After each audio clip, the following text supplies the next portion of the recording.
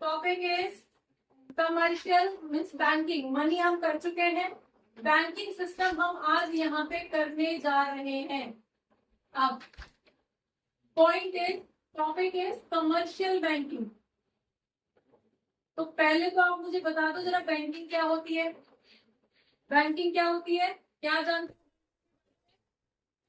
बहुत सारे बैंक आपके आसपास आप देखते हो। हाँ बोलो। सर्विस प्रोवाइड कराता है। सर्विस प्रोवाइड कराता है, तो सर्विस तो बहुत सारी कंपनी प्रोवाइड कराती है। मैं भी आपको सर्विस प्रोवाइड करा रही हूँ, तो क्या मैं बैंक हूँ? वेदिका कॉमर्स क्लासेस सर्विस प्रोवाइड कर रही है, लेकिन बैंक नहीं है। लोन देता है, तो लोन देने का काम तो आपके non financial banking financial companies होती हैं, वो लोन देती हैं। डिपॉजिट एक्सेप्ट करते हैं, तो पोस्ट ऑफिस आपका डिपॉजिट एक्सेप्ट करता है, तो वो बैंक नहीं है। यस, हाँ बोलो। और जब तक आप आइडियाज को निकालोगे नहीं माइंड में क्या है, तब तक आप कोरिलेट नहीं कर पाओगे। और बोलो। इन्वेस्टमेंट करता है, local facility, local facility okay fine, लेकिन ये इसका मेन फंक्शन नहीं है। हाँ जी, इन्वेस्टमेंट कोई भी फाइनेंशियल कंपनी कर सकती है। पोस्ट ऑफिस में जहां आप स्कीम्स के अंदर जाके अपना पैसा डिपॉजिट कर रहे हो, वो सब कहीं ना कहीं स्कीम में इन्वेस्ट करते हैं। पर ये फंक्शन इसलिए करता है क्योंकि कहीं होता है प्रॉफिट को अर्न करना। प्रॉफिट अर्न करना, अच्छा। जो पोस्ट ऑफिस चल रहा है वो प्रॉफिट के लिए काम नहीं कर रहा, जो फाइनेंशियल कंपनीज चल रही है वो प्रॉफिट के लिए काम नहीं कर रही है। Then what? देखो, कोई भी कंपनी, पहले बैंकिंग को समझो, उसके बाद कमर्शियल बैंकिंग पे आएंगे। तो बैंकिंग होती क्या है? बैंकिंग यूजुअली वो कंपनी होती है, बैंक जिसको हम बोलते हैं, बैंक वो होता है जो डिपॉजिट लेने का और लोन देने का साइमल्टेनियसली दोनों काम एक साथ कर रहा होता है। जैसे मैंने एग्जांपल दिया, पोस्ट ऑफिस डिपॉजिट लेता है लेकिन लोन नहीं देता। दूसरी तरफ अगर आप किसी एनबीएफसी की बात कर रहे हो, नॉन बैंकिंग फाइनेंशियल कंपनी, तो वो आपके लिए लोन दे देती है लेकिन डिपॉजिट नहीं लेती। राइट? तो सिर्फ वो एक कंपनी है जो आपका डिपॉजिट भी ले रही है एक तरफ से, और दूसरी तरफ लोगों को लोन भी दे रही है। साइमल्टेनियसली जो इन दोनों कामों को कर रही है और बैंकिंग एक्ट के अंदर रजिस्टर्ड है, तो ऐसी कंपनी को हम बैंकिंग कंपनी कहते हैं। कितने बैंक अवेलेबल हैं आपके आसपास में? बहुत सारे हैं। कितने बैंकों को जानते हो?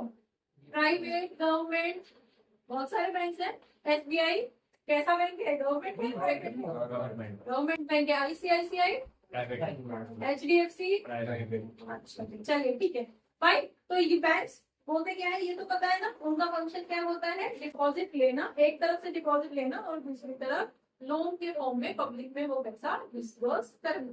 ये दो फंक्शन उसके मेन होते हैं। और उसने अपने आप को कौन सी कंपनी, कौन से एक्ट में रजिस्टर करा रखा है? बैंकिंग एक्ट में।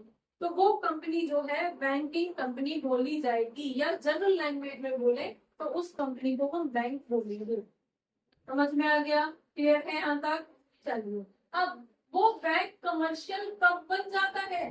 कमर्शियल किस लिए होते हैं? कोई भी चीज कमर्शियल कब होती है? यस, जहां पे प्रॉफिट इन्वॉल्व हो जाता है। बहुत सारे बैंक ऐसे हैं जो प्रॉफिट के लिए काम नहीं करते, जैसे कि नाबार्ड। वो किस लिए है? रूरल एग्रीकल्चरल डेवलपमेंट के लिए है। एक हमारी आरबीआई का बनाया हुआ स्पेसिफिक सेटअप है जो एग्रीकल्चर बेसिस के लिए बनाया गया है, वो प्रॉफिट के लिए काम नहीं करता। ठीक है, आरबीआई सेंट्रल बैंक है, पूरी कंट्री के बैंकिंग सिस्टम को संभाल रहा है, लेकिन खुद प्रॉफिट के लिए काम नहीं करता। ठीक है, तो ऐसे जो भी बैंक हैं वो नॉन कमर्शलाइज्ड बैंक बोलते हैं। समझ में आ गया? जो प्रॉफिट के लिए काम नहीं करते। तो हर वो बैंक जो प्रॉफिट के लिए डिपॉजिट लेना और लोन देने का काम करता है, उस बैंक को कमर्शियल बैंक कहते हैं। समझ में आ गया यहाँ तक? यहाँ तक कोई इशू? कोई भी बैंक जो लोन दे रहा है, डिपॉजिट ले रहा है पब्लिक से, और वो प्रॉफिट के लिए इस एक्टिविटी को कर रहा है, तो ऐसे बैंक को हम कमर्शियल बैंक कहते हैं।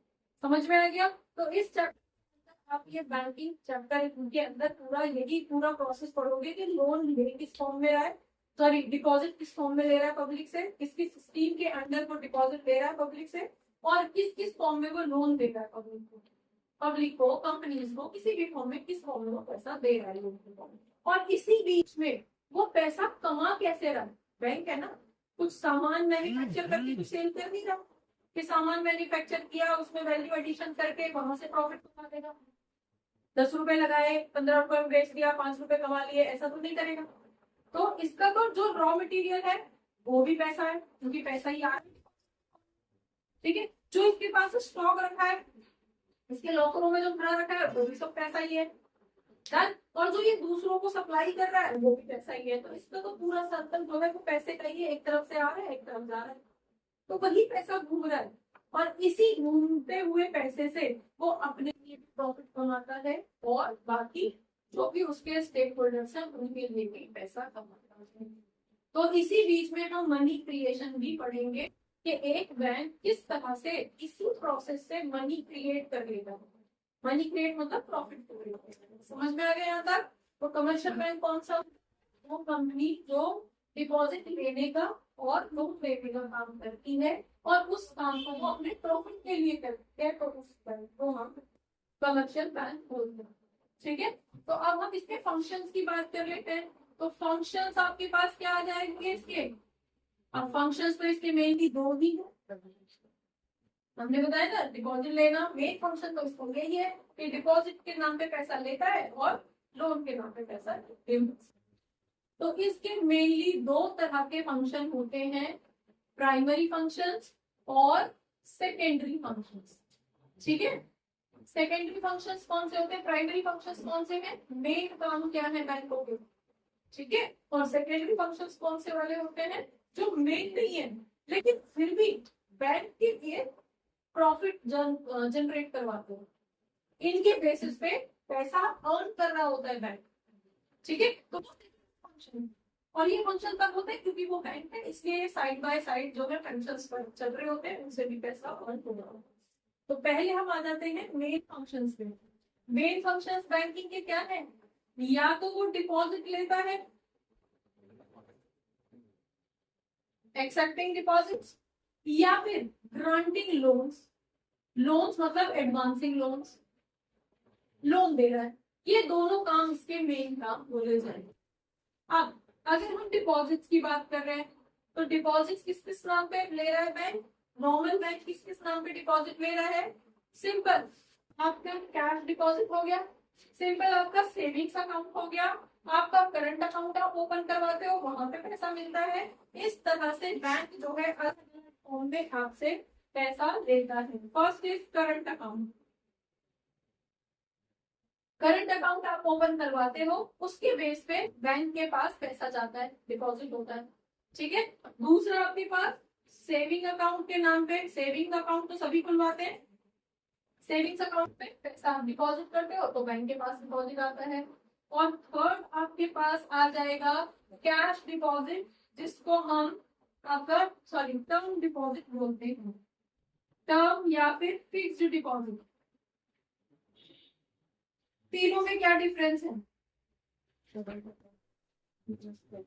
करंट अकाउंट किसके लिए खुलता है, सबसे पहले सेविंग्स, सेविंग्स तो सबके पास है ना, सबके घर में सेविंग्स अकाउंट होता है। तो ये सेविंग्स अकाउंट का मीनिंग क्या है, जो भी आपके पास इनकम है उसमें से थोड़ा पैसा आपने सेव किया है और उसको कहाँ दे दिया, कहाँ पे डाल दिया, बैंक में डिपॉजिट।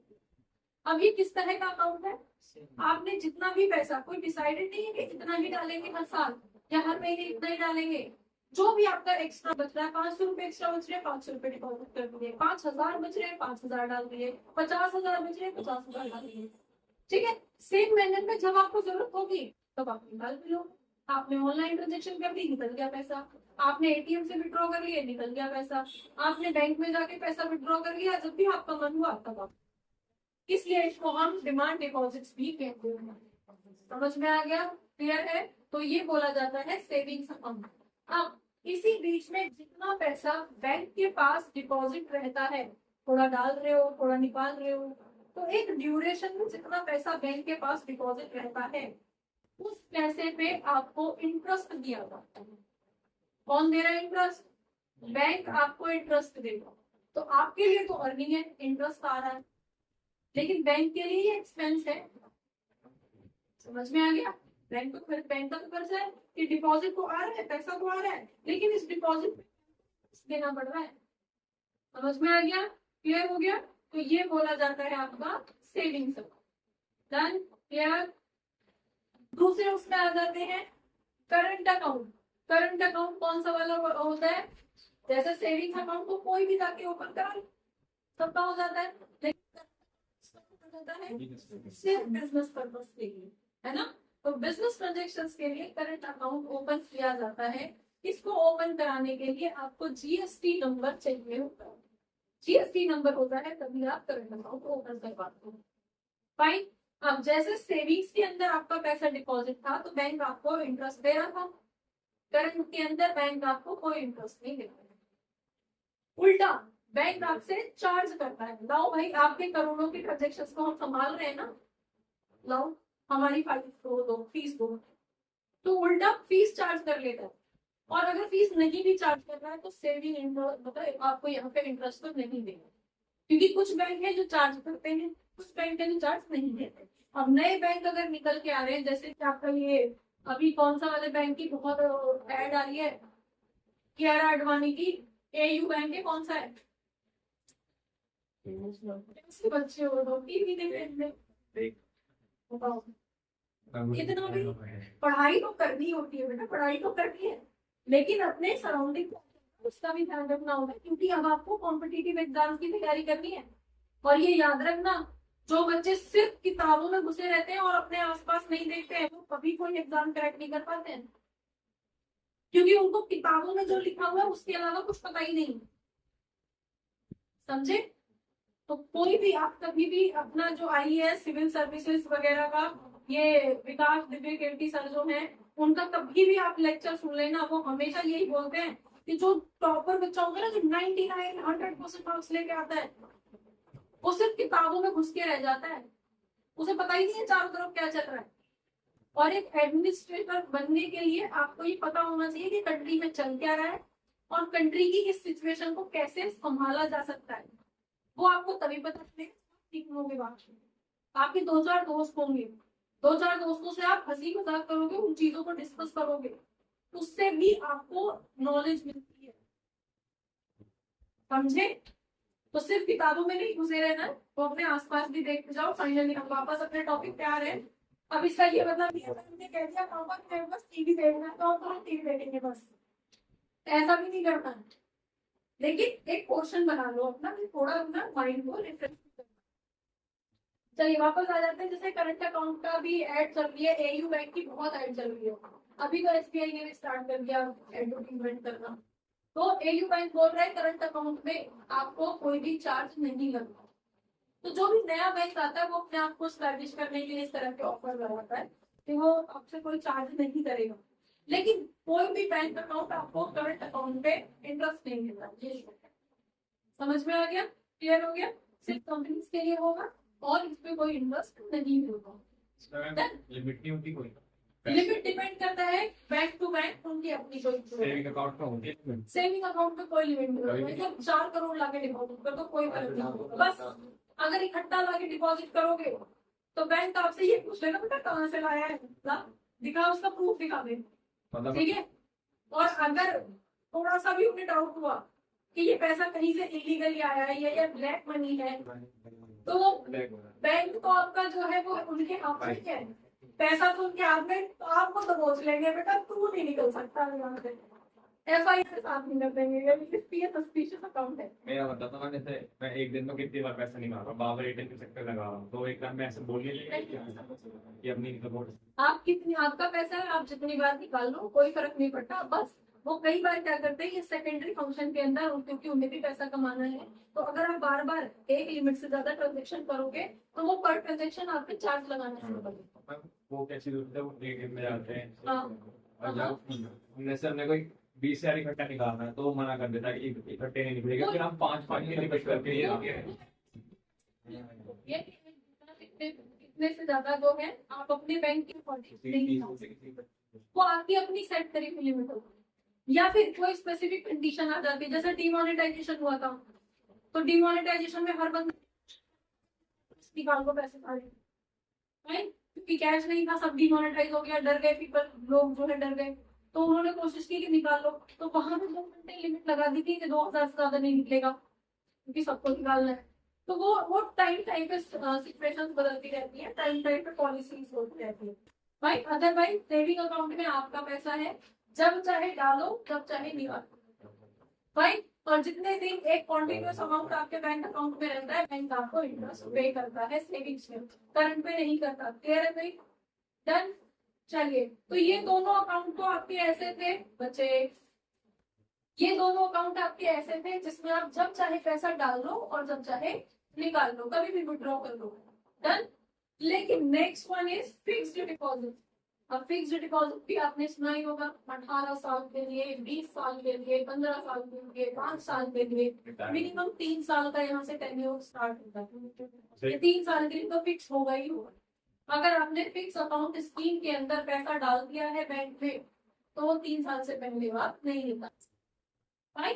अब नहीं निकाल सकते, यूजुअली स्कीम के अकॉर्डिंग पॉलिसी यही है कि 3 साल के बाद निकालोगे तो वो पैसा आपको वापस मिलेगा प्लस उसमें इंटरेस्ट मिलेगा। लेकिन 3 साल के लिए आपने लॉक कर दिया पैसा और किसी मजबूरी में इन केस निकालना पड़ जाता है, बहुत सारे लोग हैं, आपने एक वर्ड सुना होगा एफडी तोड़नी पड़ गई मुझे, सिचुएशन ऐसी आ गई। तो एफडी तो यही थी ना, तोड़नी पड़ गई मतलब 3 साल की सपोज ये थी और 3 साल से पैसे भी पहले विड्रॉ करने पड़ गए किसी भी वजह से, तो यहाँ पे बैंक आपको कोई इंटरेस्ट नहीं देगा, प्लस आप पे पेनल्टी लगाएगा।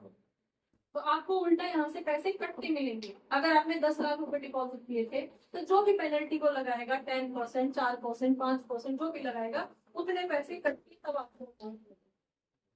ठीक है, तो ये पॉइंट होता है आपका एफडी पर। तो इन 3 फॉर्म में जो बैंक है वो आपसे पैसा डिपॉजिट की फॉर्म में लेता है। क्लियर हो गया? रिटायरमेंट प्लान भी सही है। रिटायरमेंट प्लान अलग स्कीम्स होती है, ये नहीं होती है। रिटायरमेंट प्लान अलग स्कीम्स होती है। चलिए, अब आ जाते हैं एडवांसिंग लोन। ये तो हो गया डिपॉजिट किस किस फॉर्म में ले रहा है, अब लोन किस किस फॉर्म में एडवांस कर रहा है, किस किस फॉर्म में पैसा दे रहा है। अब ये पैसा इकट्ठा तो हो गया बैंक के पास, ठीक है। पब्लिक ने, किसी ने 10,000 डिपॉजिट किए हैं, किसी ने 5,000 डिपॉजिट किए हैं, किसी ने 5 लाख डिपॉजिट किए हैं, किसी ने जो भी है, बैंक के पास इतना सारा पैसा इकट्ठा हो गया है। अब बैंक क्या करेगा इसका, इनको इंटरेस्ट भी तो देना है ना वापस। तो बैंक को कहीं ना कहीं वो पैसा लगाना पड़ेगा, इन्वेस्ट करना पड़ेगा, जहां से बैंक को पैसा मिले, अर्निंग मिले, उस अर्निंग में से इनका भी इंटरेस्ट चुकाया जाएगा। समझ में आ गया? तो इसलिए बैंक लोन प्रोवाइड करता है कंपनीज को, स्टार्टअप्स को, लोगों को। आप व्हीकल लोन ले रहे हो, आप एजुकेशन लोन ले रहे हो, आप होम लोन ले रहे हो, आप पर्सनल लोन ले रहे हो, अलग अलग तरह के लोन। ठीक है, तो ये किस किस फॉर्म में आपके पास लोन्स होते हैं, एडवांसिंग किस किस फॉर्म में होती है। एक होता है आपका cash credit, fine, cash credit. दूसरा आपका डिमांड लोन्स, और नेक्स्ट आपके पास आ जाएगा कैश लोन्स या फिर शॉर्ट टर्म लोन्स जिनको हम बोलते हैं। हाँ जी, चलिए वापस आ जाते हैं कैश क्रेडिट। कैश क्रेडिट का मीनिंग क्या है, जब भी कैश क्रेडिट मेनली, जैसे ये करंट अकाउंट था बिजनेस के लिए, ऐसे ही सेम मैनर में कैश क्रेडिट भी बिजनेस के लिए यूज किया जाता है। आप अपने करंट एसेट्स के अगेंस्ट बैंक से लोन ले लेते हो। करंट एसेट्स के अगेंस्ट मतलब आपका कोई भी करंट एसेट है। करंट एसेट कौन से होते हैं, जिसको आप बेच के कैश में कन्वर्ट किया जा सकता है, जिसको आपकी इन्वेंट्री हो सकती है, आपके शेयर्स हो सकते हैं, शेयर ट्रेडिंग कंपनी हो, आपको लोन की जरूरत है तो उसकी रिसीट्स को आप वहां दिखा सकते हो, है ना। तो आपके पास टोटली करंट नेचर का कितना एसेट अवेलेबल है। अब जब आप लोन लोगे, समझ लो बेटा, जब आप लोन लोगे तो बदले में आपको कुछ तो मॉर्टगेज करना पड़ेगा, फ्री में तो लोन भी नहीं मिलेगा बैंक को। आपने लोन ले लिया और भाग गए, बहुत सारे केसेस होते हैं। तो पहले तो बैंक जो है बाउंसर्स रखता था, कभी पता नहीं आप लोगों ने देखा नहीं देखा, जब हम छोटे थे तो हमने देखा था, बैंक से लोन लेके किसी ने गाड़ी वाड़ी खरीद ली, अब उसने पेमेंट करनी कर दी बंद।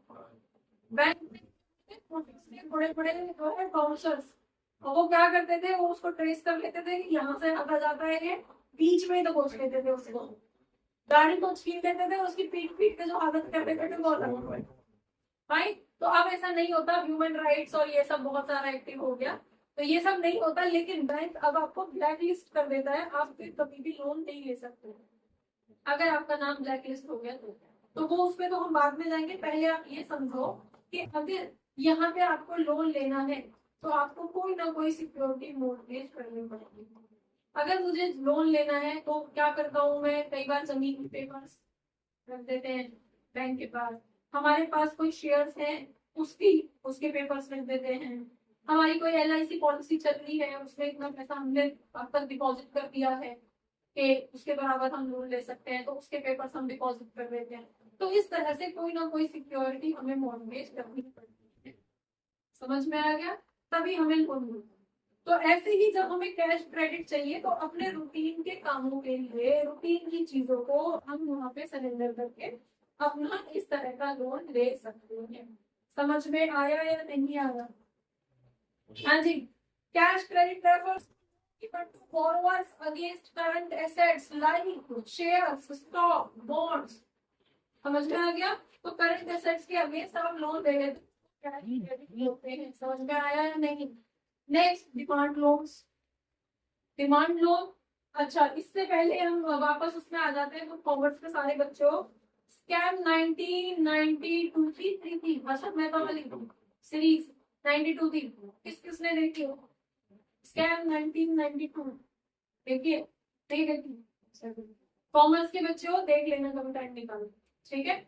उसके अंदर जो प्रोसेस दिखाया है हर्षद मेहता ने SBI से और आपकी हाउसिंग जो भी सोसाइटी वगैरह वहां से लोन लिया। अब वो कैसा था, यूजुअली बैंकों को, क्योंकि बैंकों के पास डिपॉजिट हो गए, इसको इस तरह से समझो, बैंकों के पास इतना पैसा डिपॉजिट के फॉर्म में आ गया। अब बैंकों को ये दिखाई दे रहा है कि ये पैसा अगर हमने इन्वेस्ट नहीं किया तो इन लोगों को इंटरेस्ट कहाँ से देंगे, अपने लिए प्रॉफिट कहाँ से कमाएंगे, तो कहीं ना कहीं तो इस पैसे को ठिकाने लगाना है, ठीक है। तो ऐसे केस में अगर आपका लॉन्ग टर्म लोन में सारा पैसा खत्म नहीं हो रहा है, अभी भी बचा हुआ है, तो बैंक यूजुअली आपका डिमांड लोन दे देते हैं कि आप रख लो, लोन ले लो, क्योंकि कंपनी को यूजुअली चाहिए होता है, जैसा हर्षद मेहता को चाहिए था कि आप ये पैसा अभी आपके पास सरप्लस में चल रहा है, मुझे दे दो, एक हफ्ते में ये पैसा मैं घुमा के प्रॉफिट कमा लूंगा और ये पैसा भी इंटरेस्ट आपको लौटा दूंगा। तो बैंकों के पास पैसा भी उनका लग गया, उनकी अर्निंग भी हो गई और वो पैसा जो है मूव करके समझ में आ गया। अब यूजुअली जब बैंकों को जरूरत होती है, पैसा था दे दिया, लोन के फॉर्म में दे दिया, अब बैंकों को वापस जरूरत है पैसे की, तो बैंक उससे इमीडिएटली वापस मंगा लेंगे। जबकि जो दूसरे लोन्स होते हैं, अगर आपको व्हीकल लोन दिया है तो क्या बैंक आपसे कहते हैं कि हमें जरूरत है, लाओ एक बार पूरे 10 लाख अभी पे करो? नहीं, आपकी इंस्टॉलमेंट डिसाइडेड होती है कि अगले 5 सालों तक कितना अमाउंट आपको मंथली पे करना है, उससे पहले बैंक आपको चैलेंज नहीं कर सकते। समझ में आ गया? ठीक है। लेकिन ये डिमांड लोन्स क्या है कि बैंकों को अगर पैसे की रिक्वायरमेंट है वापस, तो आपसे वो पैसा वापस मांगेंगे। हर्षद मेहता का एग्जाम्पल दिया, बैंकों के पास सपोज 10 करोड़ रुपए एक्स्ट्रा थे, हर्षद मेहता ने ले लिया कि आपको अभी 2-4 दिन नहीं चाहिए ना पैसा, 2-4 दिन एक्स्ट्रा मुझे दो, मैं 2-4 दिन में इस पैसे को इन्वेस्ट करके शेयर से थोड़ा पैसा कमा के आपको वापस लौटा दूंगा, विद इंटरेस्ट लौटाऊंगा। फाइन। अब इसी बीच में सपोज उसने लिया था 1 हफ्ते के लिए और बैंकों को तीसरे दिन या चौथे दिन पैसे की जरूरत पड़ जाती है, जरूरत है डिमांड लोन। समझ में आ गया? जैसे ये वाली सेविंग्स क्या थी, डिमांड सेविंग्स थी, डिमांड डिपॉजिट था, डिपॉजिट किया, जब जरूरत हुई निकाल लिया।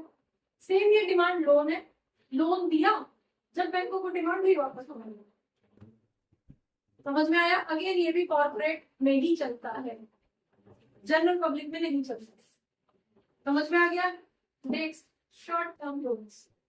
बाकी सारे तरह के लोन, आप personal loan, vehicle loan, home loan, education loan, जो भी XYZ लोन के तरीके होते हैं जो जनरल पब्लिक लेती है, वो सब समझ में आया? क्लियर हुआ? उनको हम शॉर्ट टर्म लोन डन। समझ में आया?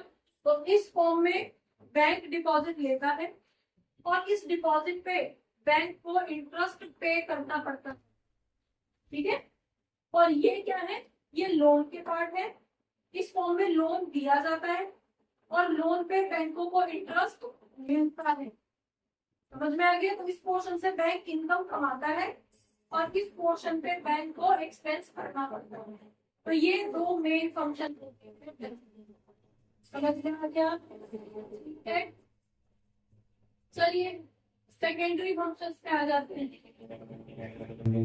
Secondary function main function secondary function पे आ जाते हैं। और सेकेंडरी फंक्शन का मतलब क्या है कि बैंक जो है मेन फंक्शन के अलावा और क्या क्या करता है और क्या क्या फैसिलिटी प्रोवाइड करता है जिससे बैंकों को इनकम रिसीव हो।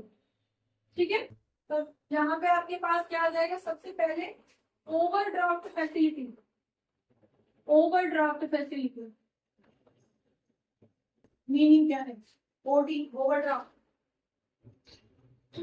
ओवरड्राफ्ट, हाँ जी, आपने कैश बुक का एक क्वेश्चन किया था 11th क्लास में। बैंक ओवरड्राफ्ट नाम से आपने एक पॉइंट पढ़ा था। क्या मीनिंग था उसका?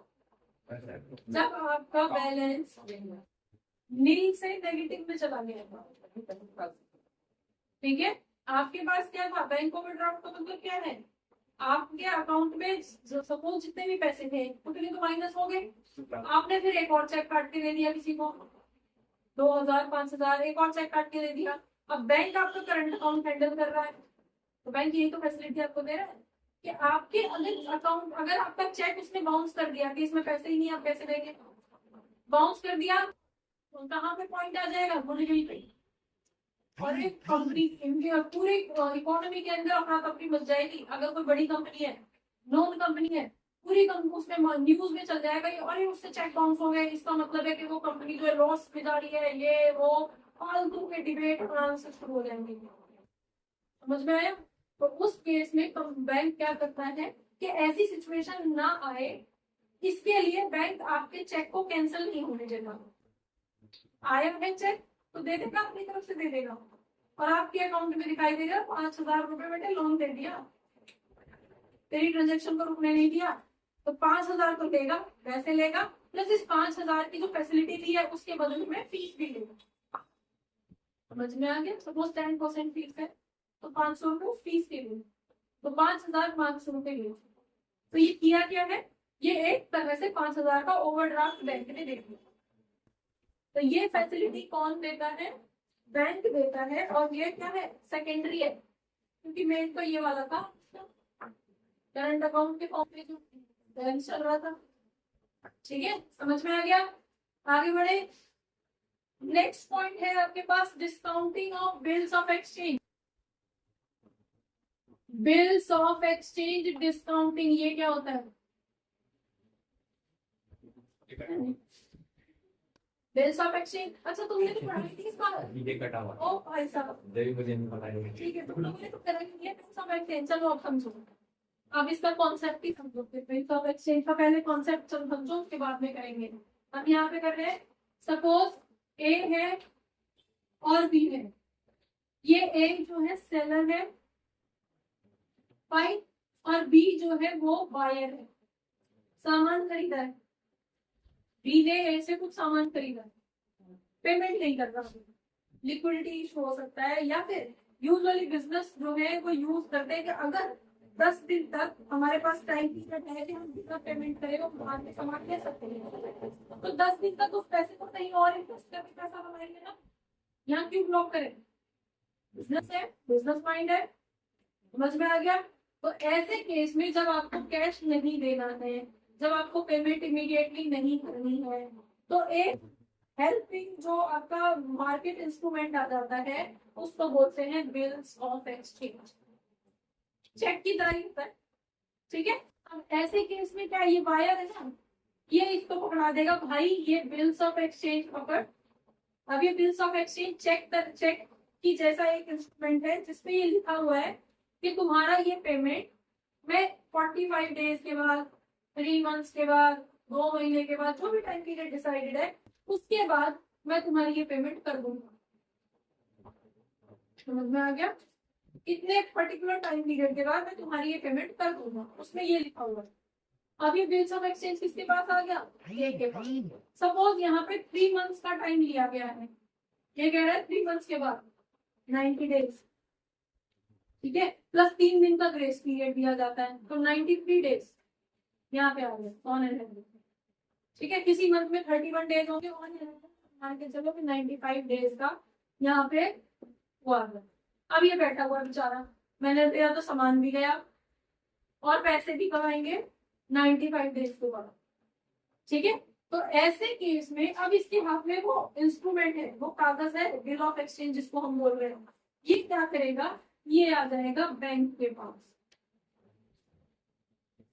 ठीक है भाई, ये 10,000 का बिल ऑफ एक्सचेंज है, अगर मैं वेट करूंगा 3 महीने तक, मैं नहीं करना चाहता हूँ, मुझे कैश की जरूरत अभी है, तो तुम ये पकड़ लो बिल्स ऑफ एक्सचेंज। अब बिल्स ऑफ एक्सचेंज बैंक के पास आ जाएगा, कागज कहाँ आ गया, बैंक के पास, और बैंक क्या करेगा, बैंक कर देगा इसको पेमेंट। कितनी पेमेंट, 5,000 का है, तो जो भी चार्ज को लगाएगा 10%, सपोज हम मान के चल रहे 10% का चार्ज लगाएगा, तो 5,000 का 10% 500 रुपए, तो 500 रुपए कम करके 4,500 रुपए इसको पकड़ा दो। समझ में आ गया, तो अपनी फीस लेके पैसे इसको पकड़ा देगा, इसके पास पैसा आ गया, ये खुश, इसकी पेमेंट हो गई। समझ में आ गया। अब इस बैंक किसके हाथ में है, ये इसने क्या किया है, बैंक ने बिल ऑफ एक्सचेंज को डिस्काउंट कर दिया। समझ में आया, डिस्काउंट कर दिया ना, 5,000 के बदले में कितना दे रहा है, 4,500 रुपए, क्योंकि 500 रुपए अपने फीस के काट दिया, इसको 3 महीने इंतजार करना पड़ेगा, पेमेंट तो 3 महीने बाद ही आएगी, तो ये 3 महीने के बाद अब इसको पेमेंट करेगा 3 महीने के बाद। समझ में आया, तो बैंक को 3 महीने वेट करना पड़ेगा, जहां ए वेट करता, अब कौन वेट करेगा, बैंक वेट करेगा।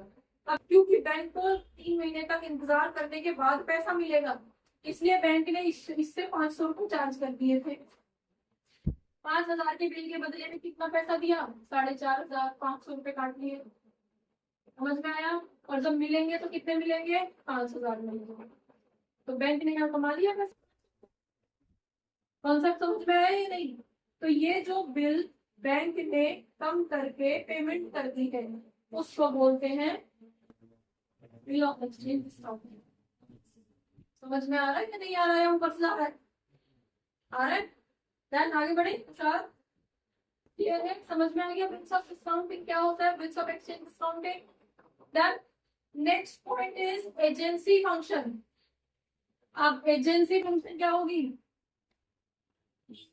बस बंद कर रही हूँ, डरो मत, ये फंक्शन जब शुरू करें तो इनको तो खत्म कर लो, ठीक है, टाइम दिख रहा है मुझे।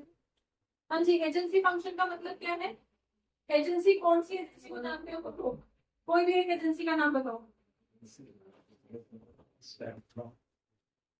कोई भी एक एजेंसी, किसी भी, किस फॉर्म में तुमने एजेंसी वर्ड सुना, हाँ बोलो, यस यस, गैस एजेंसी, तो इतना डर क्यों रहे हो, एजेंसी और वर्ड कौन सा सुना है, और बस कैसे ही लड़के हो तुम, तुम्हें एजेंसी नहीं पता, हाँ जी, गर्ल्स, नए गाड़ियां कहाँ से खरीदते हो, इसको क्या बोलते हैं, कार एजेंसी बोलते हैं ना, एजेंसी होता है, लड़के हो तुम, तुम्हें कार एजेंसी का नहीं पता, गैस एजेंसी, गैस एजेंसी, चलो चलो वापस आ जाते हैं, मम्मी से बात करते हैं, कार तक तो अभी पहुंचे, तो बात नहीं, पढ़ लो फिर अपनी कार भी कर लो। चलिए, तो कार एजेंसी है, gas agency, mainly agency word पे फोकस कर रहे हैं। एजेंसी का मतलब क्या होता है कि जहां से कस्टमर की डायरेक्ट डीलिंग नहीं हो सकती, ये कस्टमर यूजुअली डायरेक्ट डीलिंग नहीं करता, वहां पे बीच में एक इंटरमीडियरी बना दिया जाता है जो कस्टमर से डायरेक्ट डील करता है कंपनी के बिहाफ पे। ये कंपनी है, ये कस्टमर है, ठीक है, कस्टमर यहाँ से डायरेक्ट डील या तो कर नहीं सकता या उसके लिए सेफ नहीं। कस्टमर डायरेक्टली क्या वहां से गैस खरीद सकता है जब मैन्युफैक्चरिंग होती है? नहीं। तो उसके लिए बीच में एक एजेंसी बनाना पड़ेगा कि यहाँ से भी डिलीवरी होती है यहाँ तक, यहाँ से कस्टमर तक जाती है। जहां कार मैन्युफैक्चर होती है, क्या कस्टमर डायरेक्टली उस कंपनी से, उस प्लांट से कार खरीद सकते हैं? इसलिए बीच में एक मीडिएटर बना दिया जाता है जो कंपनी की तरह ही आपसे डील करे। आप एजेंसी से कार खरीदते हो तो कभी आपको लगता है कि ये कंपनी नहीं है, आपको लगता है यही कंपनी है। ठीक है, समझ में आया? जहां से गैस का सिलेंडर उठा के लाते हो, घर घर में गैस का सिलेंडर आने लगा। पहले एजेंसी से जाके लेके आना पड़ता था। जब हम बच्चे थे, हम पीछे स्कूटर पे बैठ के जाते थे और सिलेंडर को ऐसे पकड़ के लाते थे। ठीक है, तो वो वहां जाके लेना होगा। तो एजेंसी, हमें क्या लगता था कि यही कंपनी है, यहीं पे बंद है, हमें नहीं पता। अब इतनी समझ आई तो आने को समझ में आ गया, क्लियर है? तो सेम ऐसे ही बैंक आपको एजेंसी फैसिलिटी प्रोवाइड करता है, जहां आप खुद नहीं कर रहे हो डायरेक्ट, आप जाके डायरेक्टली पेट वहां पे वो नहीं करके आ रहे हो। जहां से आप क्लोथ खरीद रहे हो, सपोज ऑनलाइन आपने कुछ शॉपिंग करी, LIC पॉलिसी की पेमेंट, इंस्टॉलमेंट पेमेंट करी, आप जाके डायरेक्टली LIC पॉलिसी में पैसे डिपॉजिट नहीं कर पा रहे हो, तो ऐसे केस में आप क्या करते हो? गूगल, पेटीएम अपने अकाउंट से डायरेक्ट ट्रांसफर मार दिया। अब आपने तो कर दिया, लेकिन पैसा वहां तक पहुंचाने का काम कौन करेगा? बैंक।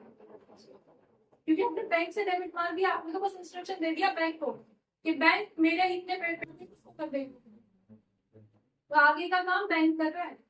तो आपको एजेंसी फैसिलिटी बैंक दे रहा है। समझ में आ गया? क्लियर हो गया? आपने कोई भी चीज खरीद ली कंपनी से डायरेक्टली, आपने ऑनलाइन ऑर्डर मार दिया, वो 4 दिन में डिलीवरी हो गया, आपके पास 2-3 दिन में आपके पास आ जाएगा सामान। क्यों आ गया? क्योंकि आपने ऑनलाइन बैंक को ऑर्डर दे दिया, भाई खरीद ले शू। ठीक है, खरीद के उसने बिना पेमेंट करे हुए के सामान आ जाएगा। तो समझ में आ गया? तो जब भी आपको कोई सेल करनी है, तो सेल का पैसा आप तक कैसे आएगा? आपने शेयर सेल कर दिए, पैसा आपके पास तक नहीं आ रहा, कैसे आ रहा है? आपके बिहाफ पे बैंक ने रिसीव कर लिया, अकाउंट में क्रेडिट कर दिया, आ गए जी क्रेडिट, मैसेज आ गया। ठीक है, सेम मैनर में आपने एक इंस्टॉल वो लगा रखा है कि हर महीने की 10 तारीख को मेरी ये इंस्टॉलमेंट डिडक्ट कर देना, LIC पॉलिसी की या किसी भी चीज की। ठीक है, हर महीने आपको याद भी नहीं है, जब डेबिट का मैसेज आता, अरे यार तो 10 तारीख थी। ठीक है, तो कौन कर रहा है आपके बिहाफ पे वो काम? बैंक। तो that is agency facility. Clear है? Agency facility, agency function. अब आपको कोई करेंसी खरीदनी है, फॉरेन एक्सचेंज खरीदना है, बेचना है, वो सारे काम इसी एजेंसी फंक्शन के अंदर आते हैं। समझ में आया या नहीं? First point, transfer of fund, fund transfer करना है। Then collection and payment of various item, again वही सब चीजें हम डिस्कस कर रहे थे। Next, purchase and sale of foreign exchange, आपके बिहाफ पे बैंक करता है। Purchase and sale of securities, securities क्या होते हैं? शेयर्स, बॉन्ड्स, डिबेंचर्स, ये सब सिक्योरिटी होते हैं। नेक्स्ट आपके पास income tax consultancy. Income tax consultancy का मतलब क्या है? इनकम टैक्स कंसल्टेंसी का मीनिंग क्या है? कि बैंक आपको टैक्स कैसे बचाया जा सकता है, इसके लिए भी कंसल्टेंसी देता है। जब आप बैंक में कोई स्कीम ओपन कराने की कोशिश करो, मतलब जाते हो या किसी से बात करते हो बैंक के पर्सन से, तो वो क्या बोलता है? और सर इसमें इस वाली स्कीम करो, इससे आपका टैक्स भी बच जाएगा। अगर इसमें करोगे तो टैक्स लगेगा, ये तो टैक्सेबल है, इसमें टैक्स लगेगा। इस वाली स्कीम में कर दो, टैक्स बच जाएगा। तो ये कंसल्टेंसी कौन दे रहा है आपको? फ्री और बैंक। समझ में आ गया? ठीक है, डन। नेक्स्ट आपके पास आ गया ट्रस्टी एंड एग्जीक्यूटर। ट्रस्टी आपके बिहाफ पे वो किसी दूसरे की गारंटी ले रहा है, ठीक है, या किसी दूसरे के बिहाफ पे आपकी गारंटी ले रहा है क्योंकि आपका अकाउंट वहां पे है। ठीक है, समझ में आ गया? यूजुअली इंपोर्ट हो रहा है, एक्सपोर्ट हो रहा है, जहाँ कस्टमर, बायर, सेलर एक दूसरे को नहीं जानते हैं, वहां कौन बीच में आ रहा है? बैंक आ रहा है। वो उसकी भी गारंटी उसके लिए ले रहा है, उसकी गारंटी उसके लिए ले रहा है, और दोनों की ट्रांजेक्शन सेफ हुई है। ठीक है। Next, letter of reference. अगर कहीं पे लेटर ऑफ रेफरेंस देने की जरूरत पड़ती है कि भैया ये जर्मन बंदा है, पैसा लेके नहीं भागेगा, इतना पैसा कुछ तो मेरे अकाउंट में पड़ा हुआ है, तो अगर ये ड्रॉप करेगा तो मैं हूँ, मैं कहूँगा लेटर ऑफ ट्रस्ट बैंक। ठीक है जी। चलिए नेक्स्ट, जनरल यूटिलिटी।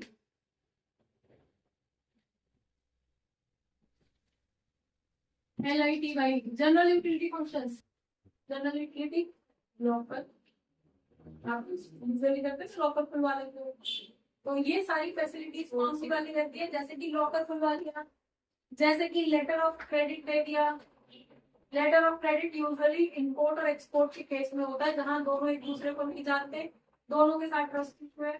ठीक है, एक दूसरी कंट्री में बैठा है, एक दूसरी कंट्री में बैठा है, उसको डर है कि मैंने अगर पेमेंट कर दी और बाद में इससे सामान नहीं बना के दिया, और इसको ये डर है कि मैंने मैन्युफैक्चरिंग कर दी, बना दिया, और बाद में उसने रिजेक्ट कर दिया, तो मैं तो सामान पैसा भी लगा चुका हूँ और लॉस हो जाएगा।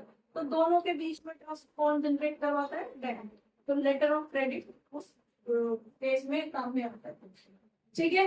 Collection of statistics. Collection of statistics मतलब ये बैंक से रिलेटेड जितनी भी रिसर्च होती है कि कितने % लोगों का जनधन अकाउंट में पैसा है, कितने % लोगों ने जनधन अकाउंट से पैसा निकाल लिया, कितने % लोगों के अकाउंट में पैसा डायरेक्ट पहुंच रहा है, प्राइम मिनिस्टर से सीधे डायरेक्ट वहां पे पहुंच रहा है, वगैरह वगैरह, जितनी भी स्टडीज जो होती है बैंक से रिलेटेड, वो सब बैंक को प्रोवाइड करता है। ये general rule. Traveller cheque. Traveller cheque usually, अब तो इसका कॉन्सेप्ट ही नहीं है, तो सब कुछ ऑनलाइन होता है, फोन है तो सब कुछ है। पहले जब ये सब नहीं था तो ट्रेवलर चेक होता था। ट्रेवलर चेक मतलब आप कहीं ट्रेवलिंग पे जा रहे हो, वहां आपको पेमेंट करनी है, तो आप क्या करते थे, उसके नाम से एक चेक बना के ले जाते थे। कैश नहीं ले जा रहे हो, कैश तो रिस्की था, तो आप चेक बना के ले जा रहे हो उसी के नाम से, वो उसके हाथ में पहुंचेगा तभी कैश हो पाएगा। अगर बीच में खो गया, फट गया, कुछ भी हो गया, तो आपका नुकसान नहीं होगा। ड्राफ्ट काइंड ऑफ ड्राफ्ट ले जाके, वो ड्राफ्ट एक कागज है, कहीं भी रख लो, उसका खोने का डर भी नहीं है कि किसी ने चुरा भी लिया तो उसके तो किसी उसका इन कैश वही होगा उसी कंसर्न पर्सन के नाम से। अगर उसके हाथ तक पहुंचेगा तो इन कैश हो जाएगा, मेरे अकाउंट से पैसा कट जाएगा। नहीं बीच में खो गया तो मेरे अकाउंट से पैसा नहीं जाएगा, वो सेफ्टी वाला। अब नहीं होता वो सब चीज, ये सिर्फ आपको बताने के लिए। तो ये इसके सेकेंडरी फंक्शन हुआ, समझ में आ गया? तो कमर्शियल बैंक के प्राइमरी फंक्शंस और सेकेंडरी फंक्शन।